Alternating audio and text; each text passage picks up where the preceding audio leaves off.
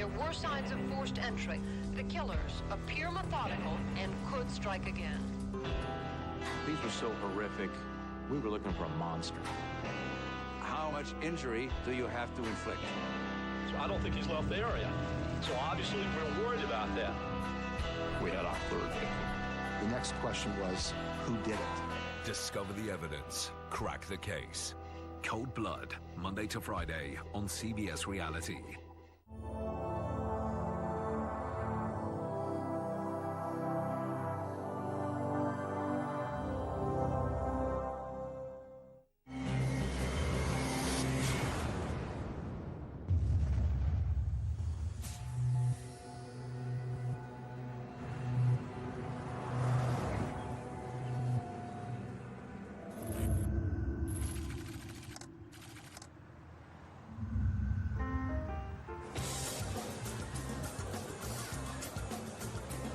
It was Cinco de Mayo. Ken was in a great mood. He had plans to pick up these two friends to take them shopping. They were getting ready for this big birthday party. He said, "Do you mind if we go back home because the school just called to tell me that Christine didn't come back to school?" Ken Fitzhugh says he's worried. In their 33 years of marriage, his wife has never missed work. When he got there, the door was open. So he says, "She's still home. Let me go check and see what's going on." Oh my God! I know. Christine, can you hear me? Call for some help. Oh my God! I don't think she's breathing. No, I don't think she's breathing. I don't know. 911. What's going on? Somebody has just fallen down the stairs with her head. Is there anyone else home with you? Yes, her husband is here. Trying to revive her. Couple Western. The other persons are dispatch medics and police, okay? Please hurry. The call came out approximately 1:30 in the afternoon. A female had fallen down the stairs and was not breathing. Downstairs. Sasha Priest is the first police officer on the scene. The initial call was a medical aid call, and so I didn't expect what I was going to see when I got down there.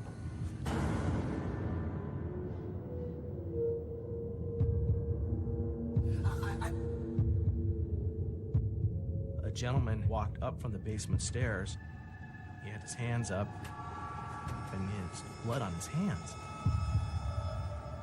The blood-soaked man is 56-year-old Ken Fitzhugh. Ken was very emotional. He was shocked. He almost said himself, "I know she's dead. I know she's dead." The woman is his wife, 52-year-old Christine, a popular music teacher and mother of their two sons. Ken and two family friends arrived at the house and found her at the foot of the stairs. She must have fallen and hit her head. I was, God, this doesn't sound right. Something doesn't feel right here. I think I was just so focused in on the amount of blood. There was a huge pool of blood that was around her head. Officer Priest calls for backup. It just didn't add up to what was being told to me and what I saw there at the time. Something seemed very, very suspicious. At 2:45 p.m., Palo Alto homicide detective Mike Denson pulls up to the Fitzhugh house. Christine Fitzhugh was a bloody mess. Blood everywhere.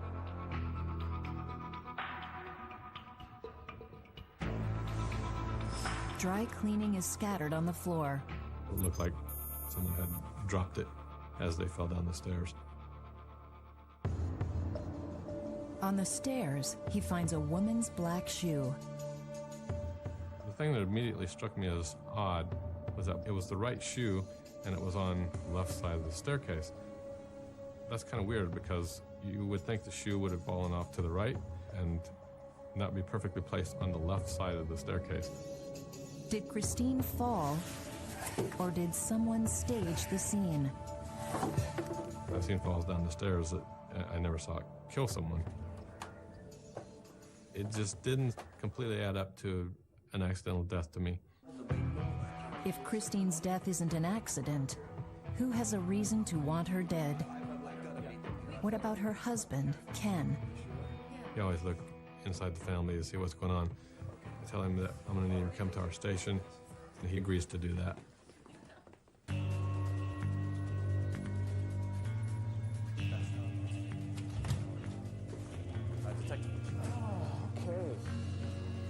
He's very cordial with me. He was very cooperative. I began going through his day with him, from the time they got up in the morning to the point that he found her. I'm gonna head out now. Okay. Ken claims the day starts like any other. Guess we'll see you after school. Okay. A property developer, he checks on a site 45 minutes north of the city. Christine heads to her teaching job. An hour and a half later, he heads back to Palo Alto to pick up 2 family friends to go shopping. He was planning a birthday party for Christine. I guess it was going to be a casino-themed birthday. And they were going to go down and pick up some casino equipment. On the way, Ken gets an anxious call from Christine's school. Yeah, it's Ken here. She hadn't shown up for her class. She had never, ever missed one. Unable to reach her himself, Ken picks up his friends and heads home to check on his wife. And that's when he makes the shocking discovery. She must have fallen. Oh my God! I know. Christine, can you hear me? Carol, call for help. What? Call for some help. Oh my God! In separate interviews, Yeah, he picked us up this morning. both friends confirm Ken's story. We were gonna have this really big party for her. Both of their stories were accurate, concise, and agreed with each other. They even agreed with what Ken was telling me. They thought it was accidental.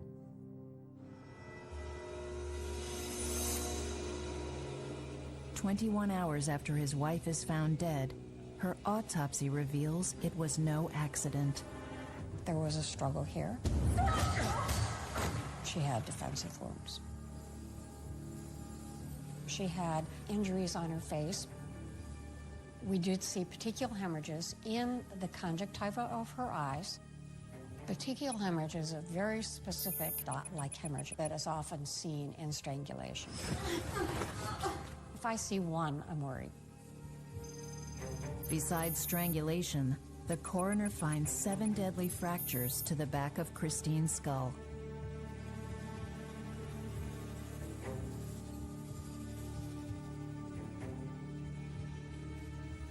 Medical examiners have a term for that, and it's overkill. The person loses it, and then they just can't stop hitting them, even though they're obviously dead. She was hit a lot of times. 7 times is a lot of times. The number becomes important because all the time you keep going back to your original premise and saying, this is reported as a fall down some stairs. Does that ring true? Is it possible? And it's not. If you're falling down the stairs, you can't hit your head that many places, that many times. Plus, you don't get strangulation injuries from falling downstairs. This woman was murdered.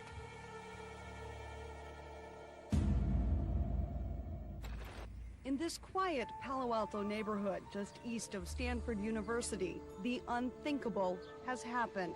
A well-known, highly thought-of mother of 2 named Christine Fitzhugh is dead.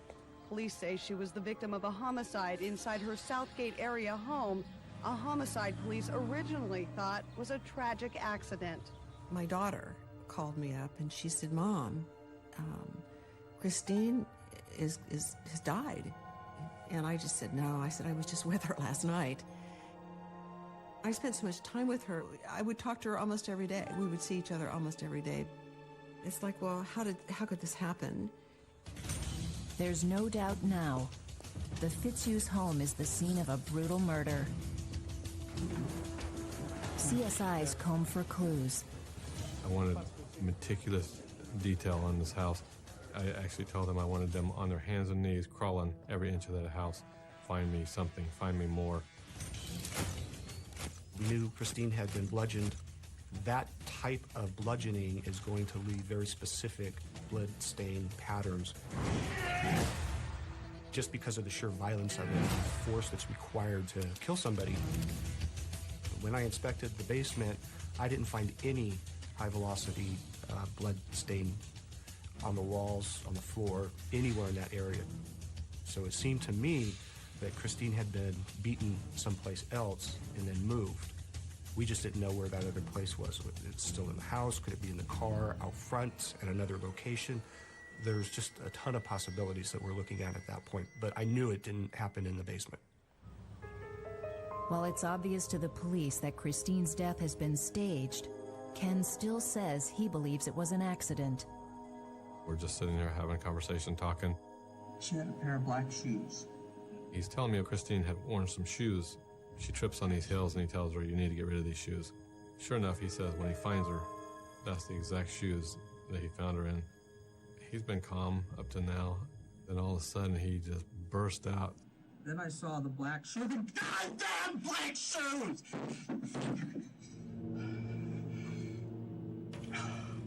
For somebody who had just lost their wife, it was just really bizarre, out of character. I feel like I've probably seen everything, and there are all different types of grieving. There's quiet people, there's freaked out people, there's screaming people, there's every kind. But they all have something in common, that they're grieving. And you can feel that from them, and you can see that in them. And I think when you get someone who isn't grieving a lot or much, you feel it. Detective Denson is left to wonder, are these the actions of a devastated husband or a cunning killer?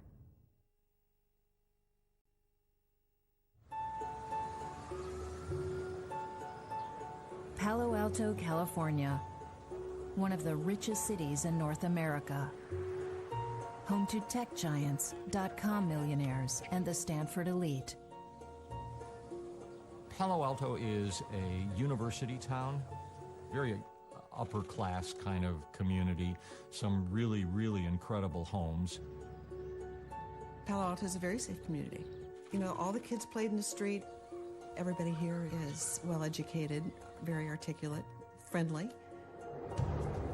News of the murder of mother of two Christine Fitzhugh puts everyone on edge. There was a lot of fear in the community. When you find a school teacher bludgeoned to death in the bottom of her basement, immediate panic sets in. You never think of anything like this happening in your own neighborhood. So. It just sort of sends shivers down your spine. People were worried, and they thought, oh my God, here goes the case of a burglary that turns into a homicide. In this neighborhood, we had been having some burglaries, and we were, of course, concerned with those. Property crimes are a little higher since there's a lot of high-end real estate. Denson returns to the Fitzhugh house to search for signs of robbery. I was looking at the windows and the doors and seeing if I saw anything broken, anything pried. I didn't see any signs of break-in. I saw no signs of struggle. I saw nothing else. It looked like a perfectly normal lived-in house. The basement back door was open, so the thief could have escaped through the back door and nobody would have ever seen it. Police scour the neighborhood, looking for someone who might have seen anything suspicious. I sent officers out to every house in the neighborhood. We interviewed everybody, accounted for everybody in the neighborhood. One lead takes Detective Denson to a building site several blocks from the Fitzhugh's house. There's some construction in the area, and I found one of the construction workers was on parole for a violent type crime. A convicted criminal tempted by big homes with unlocked doors. Did Christine come home at the wrong time?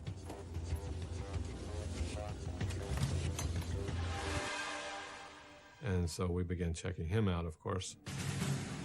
Could an ex-con's fear of going back to jail have led to violence, And ultimately confirmed his alibi.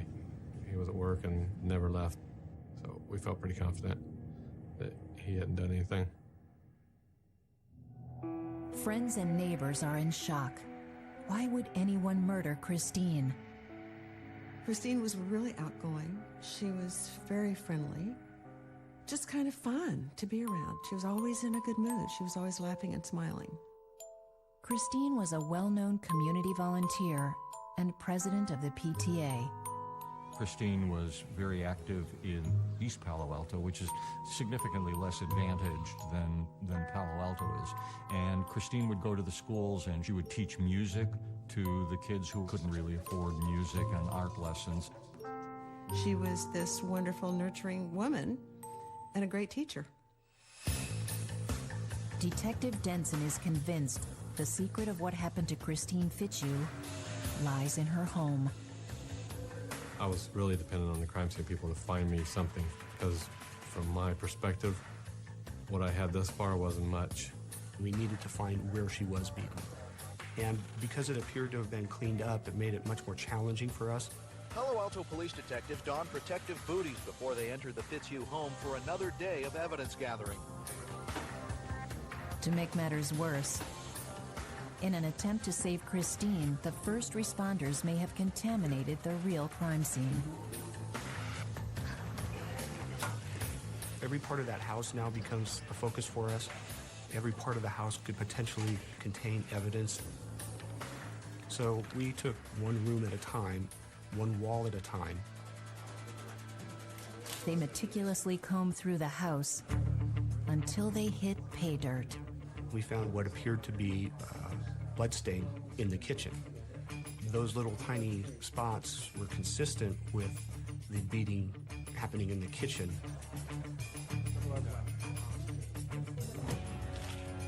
I think we ended up with about 1,500 photographs. They were very, very tiny, and they were all over the place. We were confident that we were in the area where she had been murdered. If Christine was killed in the kitchen, you would have expected to find a lot more blood than the tiny specks. You'd have significant amounts of blood, and it was probably very, very messy. So where is the blood? To find out, the forensic team uses a chemical called luminol. Luminol reacts with the heme in hemoglobin, which is part of blood, and it will react by luminescing up and giving you a light. The thing with luminol is you may only get one opportunity to use it. It is a liquid, and it can degrade blood stain. So you want to make sure that everything is set up correctly and it's done right. We had taped everything off, blacked everything out, right down to the clock lights from ovens and stuff. What they find is explosive. It was very eerie. These images sort of just lift off the floor. You could see shoe marks through it. You could see animal marks through it. You could literally see the white marks from where a towel had been used to wipe it up.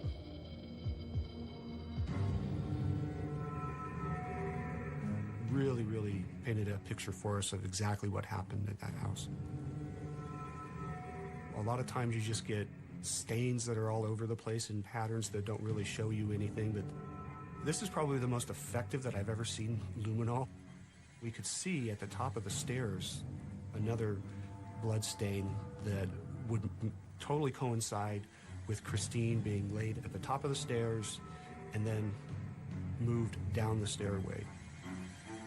There was a large pool of blood right below the kitchen table. If you cause injury to somebody who's dead, the heart is not working, the blood is not moving through the body, and these were all consistent with occurring while she was alive. You can clean the top of a floor, but if you try to clean between the slats of a hardwood floor, you're going to have to take the floor apart, which is what the lab did. Once we cut it up, it was just amazing how much blood was in between those cracks. Besides the blood, the lead investigator notices a particular mark. I noticed that what appeared to be some type of mark on her pant knee, and the stain was in blood. It appeared to be the same stain I had seen on the hardwood floor. And we put the stain on the picture of the hardwood floor, and it matched up perfectly. For me, anyway, it was like a very solid piece of evidence that really showed, the facts of the case. Christine was on her hands and knees in the kitchen while she was being beaten. It was a terrible way to die. The crime scene also reveals another important clue. I haven't seen too many burglars clean up a homicide scene. It's only somebody that feels in control of the premises and would feel they had time to clean up that would stage a scene.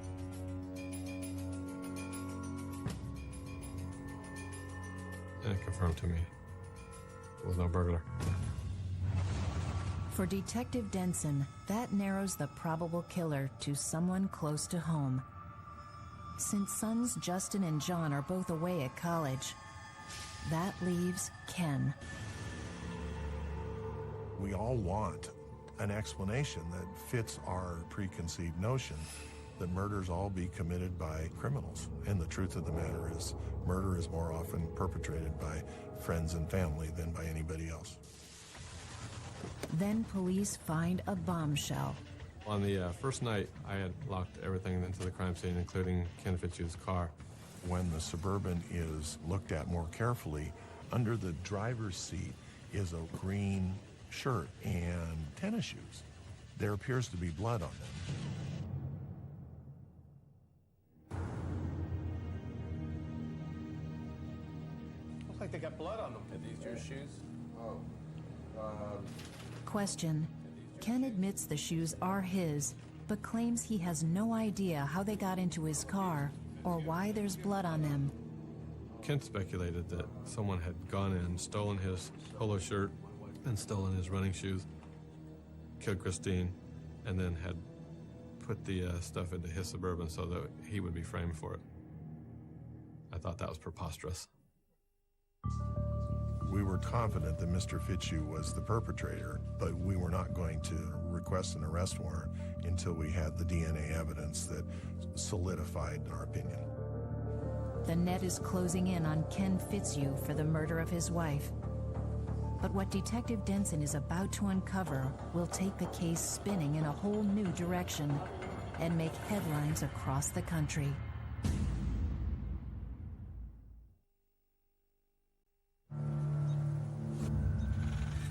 Days after a brutal attack shocks Palo Alto, California,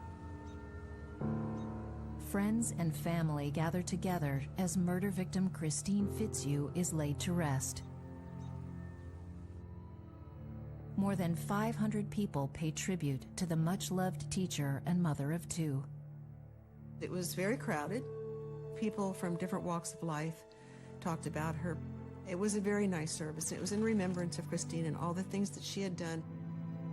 She was a terrific person. She was a community-oriented person, well known for her good deeds, for her great music ability, and for all the work that she did in our schools.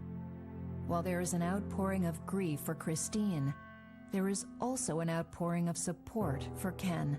Everybody who knew them felt very saddened by the whole loss, and part of that was their empathy toward Mr. Fitzhugh, who had just lost his wife and his love of his life. Their two sons were now without a mother. I wrote to her husband. I wrote that I felt real sorry about what happened when she died. The police haven't made their suspicions of Ken public, but in private they warned Sarah French to be on her guard. They did tell me not to be with Ken alone. They said there was more to the story than they could let people know. It was pretty disturbing to me.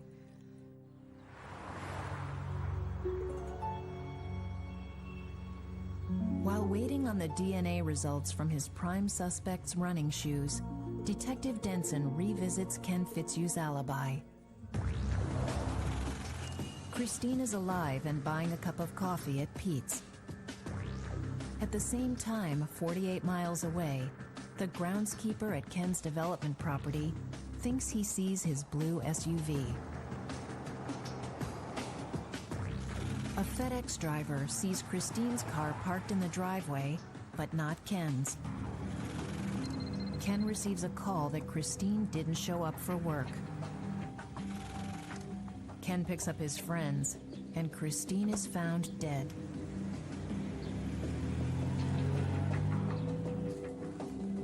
It doesn't leave enough time for Ken to commit the murder, stage the scene, and pick up his friends. Unless Ken is lying about going to work. Denson calls the manager at the development site to find out. They told the police there's only one way in. You could see anyone who drove in, and I went over it in my head. Where was I? Could I have missed him? You know, I kept thinking, no, there's no way. If he had been here, I'd have seen him. It's a key development, and if it's true, there's a major hole in Ken's alibi. 14 days after Christine's murder, the DNA results from her husband's bloody shoes come in. It's a match. Now, with hard evidence in hand, Detective Denson moves in to arrest Ken for murder. He was arrested on the freeway on the east side of the bay. Kenneth Fitzhugh was arrested today for the murder of his wife. Fitzhugh this afternoon. As the story tops the news, friends of the family are in disbelief. It's like, oh my God, this is just, it's bizarre. From the Ken I knew, that would be the furthest thing from my mind. Ken was very much a family man. He was very much into his kids. He was a Cub Scout leader. He did volunteer work over at the schools. Never. There was nothing that ever made me think Ken did that. The prosecution has claimed that Christine was murdered in the kitchen and dragged to the basement as a staged accident. I mean, you got one of the most affluent cities in California. You got a multi-million-dollar house. You got a couple who are seemingly millionaires, driving around in BMWs, got their sons in private colleges, and the husband kills her and then stages it to look like an accident. It just grabbed everyone's attention. Today, Fitzhugh, wearing the red jumpsuit of an accused violent offender, was... It looks like case closed for Palo Alto homicide. But as soon as Ken Fitzhugh is cuffed, his defense starts picking holes in the investigation. Why were there no marks on Ken if he'd been in such a violent struggle? And where is the murder weapon? If Ken really is the killer, why would he dispose of the murder weapon but not his shoes? I'm confident that when there's a thorough and unbiased investigation, Ken Fitzhugh will be exonerated. We had enough probable cause to hold him, but there's still months of investigation that occurs after that. There is a lot of work, and I think a good investigation really never stops. At trial, you got to prove it beyond a reasonable doubt. That's a high standard and requires explaining away inconsistent evidence and showing who did it and how. As the trial draws near, the biggest question on everyone's mind is why. I don't know why he did it. You normally be able to ask the perpetrator why he did it. It's usually sex or money is usually the motive behind murder. The district attorney came to me and said, we need to find the motive. And I said, we don't need the motive for murder in California. It doesn't require a motive. And he said, yeah, but I need it from the jury. As silly as this is, we often expect child molesters to look one way and murderers to look one way, and that's just not true. But you have 12 strangers who come to the courtroom with their own set of perceptions, and I was concerned because he doesn't look like a murderer. So was it sex? Or was it money? To find out, Denson starts with Christine's phone book. Her address book was packed full. She had many, many close friends, which was a lot of work for me, calling and calling and calling. I was getting a fantastic relationship, no money problems. Everything was great between them. The perception they were putting forth was a wealthy, well-to-do family without a worry in the world. And that wasn't true, it turned out. As detectives peel back the layers, they find out just how far from picture perfect the Fitzhughs really were. they were running out of money. In a month, they were not going to be able to make their mortgage. He didn't really seem to do anything. He claimed to be a real estate developer, but he certainly wasn't making any money from it that we could find in the financial investigation. The trouble with the money theory is that Christine's life was insured for just $48,000. Small change set against Ken's spiraling debts. If it's not money, what about sex? Finally, I reached one person. He turned out to have been one of the best friends of Christine. I said, was there any kind of affairs going on? Was she having an affair? And he said, yeah. I said, really? And he said, yeah, she had an affair with Ken's best friend. That was Robert Brown. Detective Denson has always suspected there are skeletons in Ken's closet. Now he is about to discover it was Christine who was living the biggest lie. In the face of the upcoming trial for the murder of his wife Christine, Ken Fitzhugh maintains his innocence. Fitzhugh has pleaded innocent to the charges. He's been in jail since June of 2000 on $10 million bail. Nobody has suggested a reason for him to kill his wife. There is none. Behind the scenes, Detective Denson has got his hands on something explosive. A man by the name of Robert Brown. Robert Brown was messed up. He was an alcoholic, drinking, drugs, a kind of wild man. He had a lot of personal problems. He was a lawyer who had become disbarred because of drug and other issues. The family had actually offered to pay to put him into rehab, and then he had started drinking again, and they'd sort of cut him off. Brown tells the detective about his 30-year friendship with the Fitzhughs. Robert Brown met Ken and Christine when they were living in San Diego. He was Ken's best friend. They had worked together. He was friendly, outgoing, life of the party. You couldn't help but like him. His name was Aardvark. That was the nickname. And Christine and Ken and Aardvark had become good family friends, and they would hang out together. For Christine and Bob, there's chemistry on a different level. It isn't long before they begin an affair. It's more than just a fling. It becomes their secret life. She appeared one day with a beautiful diamond ring. And I said, wow, you know, where'd you pick that up? And she said Aardvark had given it to her. He didn't have a family. His mother had died, and it was her ring. And so she always wore that ring after that. It's the ring she's wearing the day she dies. Christine was in love with Brown, but I'm sure she was in love with Ken, too. I guess she can love two at once. Over the next 20 years, Bob becomes a part of the family. To Ken, Bob is the brother he never had.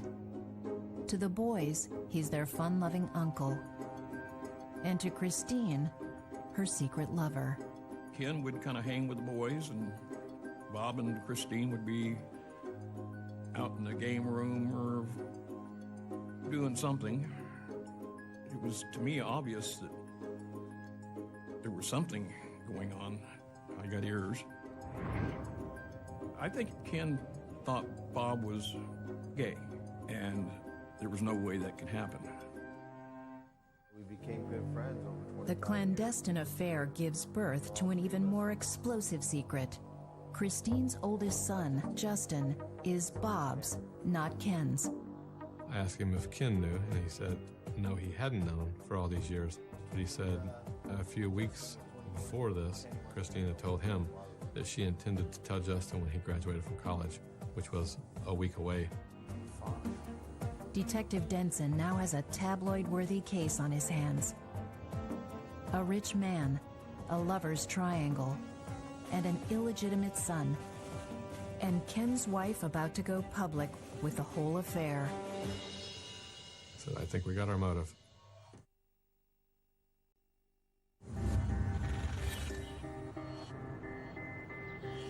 "14 months after Christine was murdered, the trial opens amid a media frenzy.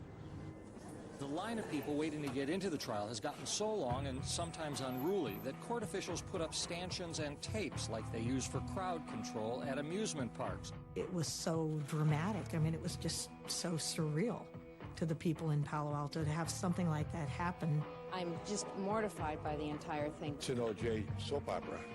I wanted to be there to represent Christine so that I can know, and Christine will know through me, what's going on with Ken. Thanks, Senor. Prosecutor Armed with a mountain of forensic evidence and proof that Bob Brown is Justin's real dad, the prosecution is confident a conviction is all but in the bag. We had this secret that nobody knew. Prosecutor Mike Fletcher said Christine had a longtime lover. Fletcher lays out the case. Ken killed Christine because she was about to tell their oldest son, Bob Brown, is his real father. When a DNA test confirmed that Justin's real father was the couple's best friend, Robert Brown, he said, quote, "I was in disbelief. I was devastated." He also said he told Justin, "I will always be your father, and you will always be my son." Defense attorney Tom Nolan has done his homework on the prosecutor's star witness, Bob Brown. What he's dug up isn't pretty. Defense attorney Tom Nolan got Brown to admit that he'd lost his law license for lying to clients, that Brown stole money from them, and that he'd lied under oath before. He was definitely a sociopath, definitely. I don't really feel he had any true feelings for anybody or anything. Those who knew him say Bob Brown was capable of anything, even murder. There's been a few people die around Brown that he won the lottery on when they went. His partner died mysteriously. $100,000. I saw the check come. Bob even forged an insurance policy that named him the beneficiary if his roommate should die. The last straw was him taking out life insurance on me, forging my name on it. I just walked away. You know, didn't have anything more to have to do with him. I moved out. In fact, I never went back. I had somebody move me out. With that kind of history, Bob looks more like a cold-blooded killer than Ken. He was my first suspect. I know that Brown could have been capable of doing something like that. Did Bob Brown kill his lover, then frame her husband by planting the bloody shoes in his car? For the prosecution, Brown's a possible murder motive. For the defense, Brown is a drug and alcohol addict, a convicted felon, and a liar. Did Justin know that you were his father? In a last-ditch attempt to save his client, the defense finds a way to help Ken remember how his bloody shoes got into his SUV. Relax, let your body float. Hypnosis. It was pretty spooky. He was sitting there kind of in a lump with his eyes closed and muttering things. What he finds out could be Ken's last hope for freedom. I looked in the mirror in the bathroom and I was just covered with blood.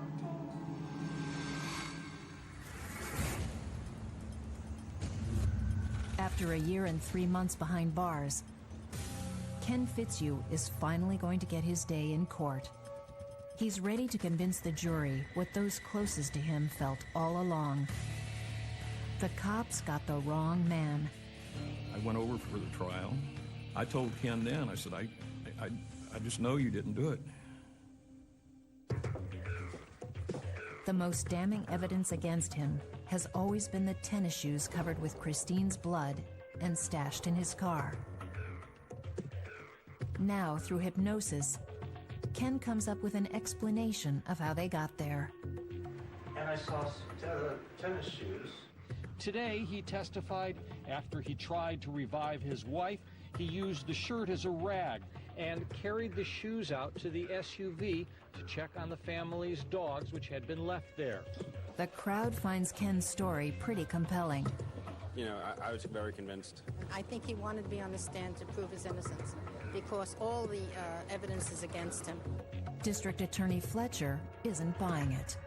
The defendant's newfound explanation for it just wasn't credible. Fletcher tears into Ken's alibi and calls Carol Gossett to the stand. Ken was a lot of fun to work with. Just a very nice guy. I actually felt bad being there because all I could tell him was what the truth was. If he was here, I'd have known he was here. Then D.A. Fletcher shows how cell phone engineers were able to trace exactly where Ken was when he received the call from Christine's school. It was the first time that we ever heard of these cell phones being used to determine where people are. This was really hot stuff, and this was fascinating. Mr. Fitzhugh lied. He was not where he said he was. He was within 100 yards of his home, or even in his home at the time.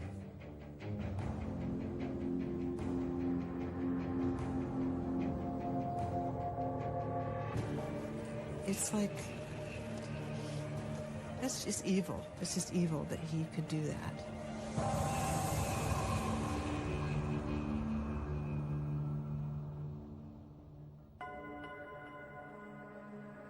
The prosecutor delivers the clincher.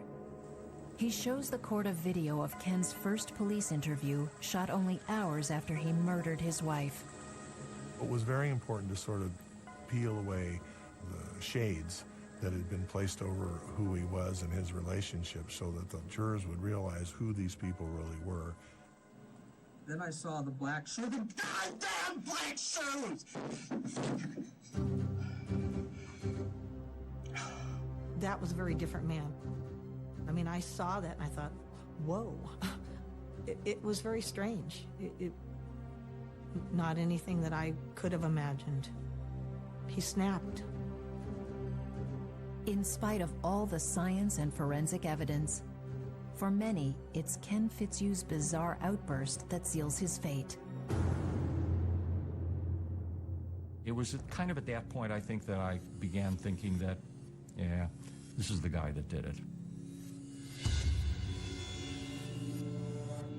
I think what triggered this was the realization that Christine was going to stick by her guns and was going to tell Justin.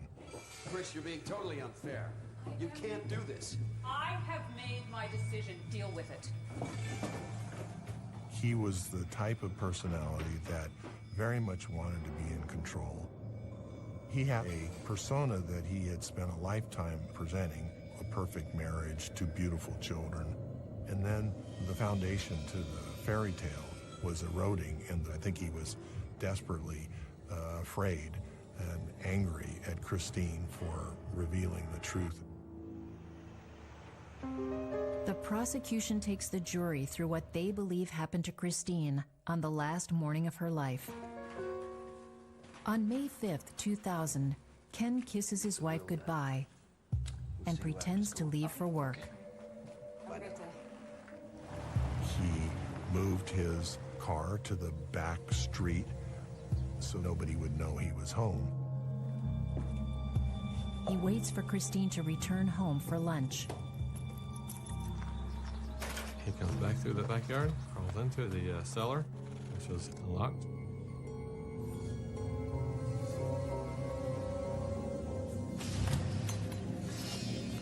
Hi, honey. I am back. And then all of a sudden just snap. What are you doing?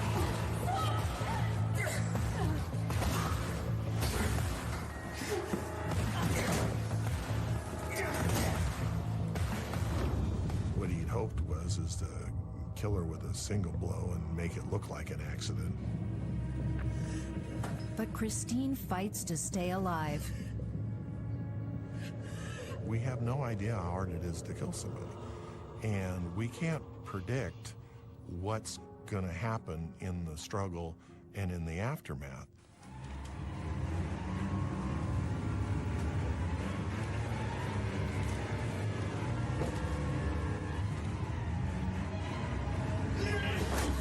It takes 7 blows to the back of Christine's head for Ken to finally kill her.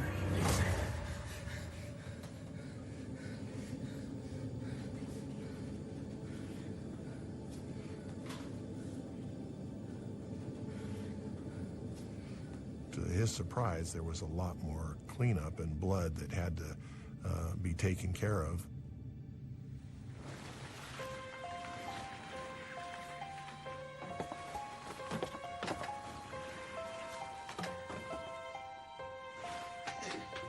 Ken drags Christine's body to the basement, cleans the kitchen, and then leaves to pick up his friends to cement his alibi.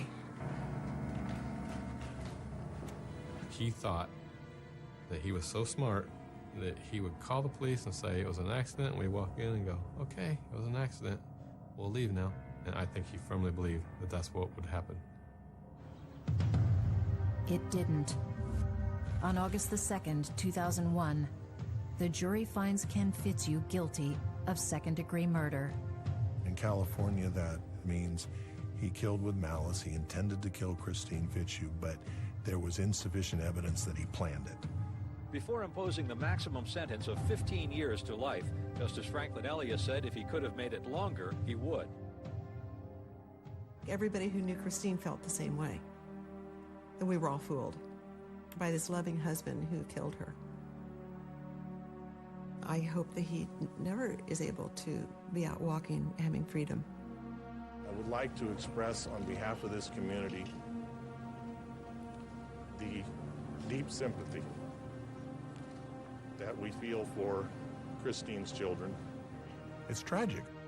And although Mr. Fitzhugh belongs in prison for the rest of his life, there are two boys who he had an important part in raising and are without a mother, without a father, and are going to live the rest of their life with this dark event that they will never fully escape, I'm sure. Robert Brown dies prematurely from drugs and alcohol. His biological son, Justin, never accepts him as a father. Ken Fitzhugh has been transferred to a prison medical facility. He's in the advanced stages of Parkinson's disease and is no longer able to speak or feed himself. He is suffering his own hell, and his children, they seem to have the best anybody in their circumstances could do, move forward with their life.